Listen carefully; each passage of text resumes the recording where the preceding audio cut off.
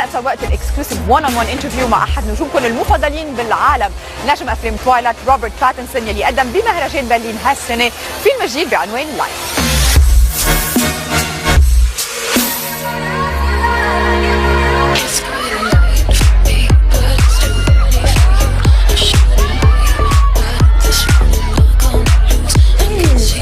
I didn't see you get in. Nice to see you. Okay.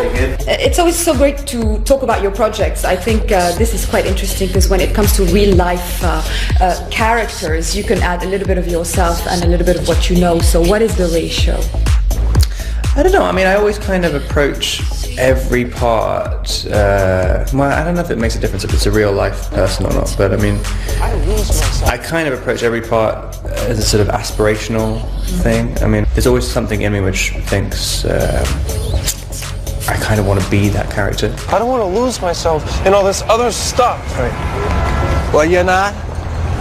Well, that was just standing at the Star is Born premiere and all this with Pierre. That was a real relationship. I think you're experiencing real loss right now. And it's also been, you know, exciting times, exciting projects. If I think of the films that you've chosen in the last few years, it's always been a director's medium. So that's very important for you, right?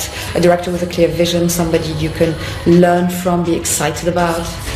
Yeah, and it's kind of, it's just much easier to have confidence in someone when they're very confident in themselves. And also, when you have quite prominent directors, it's just they're definitely in control of the project.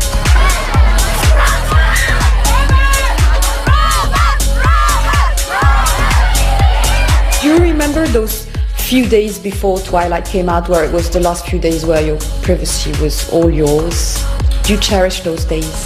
I was so unaware of what was going to happen that it was quite exciting. I mean, it was, you know how James Dean is in the movie. He's sort of quite disillusioned with the whole thing, and he's already thinking, "Oh, this isn't the life I wanted."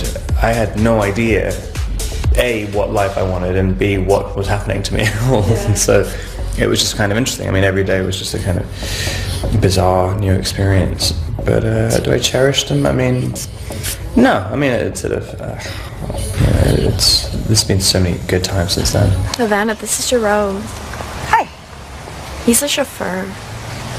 Wonderful. Jerome just got an audition for Battlestar Galactica. It's actually a Blue Matrix.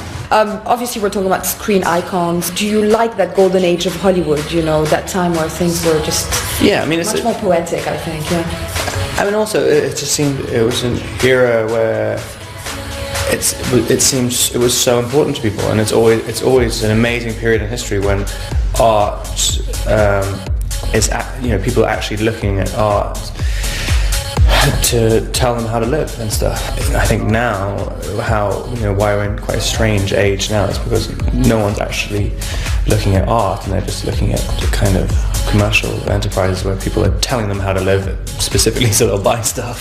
Like, whereas, you know, you look back in the day, you look at someone like James Dean, who would, his whole existence was about finding his own voice, and people wanted to find their own voice through him. So, if that makes sense.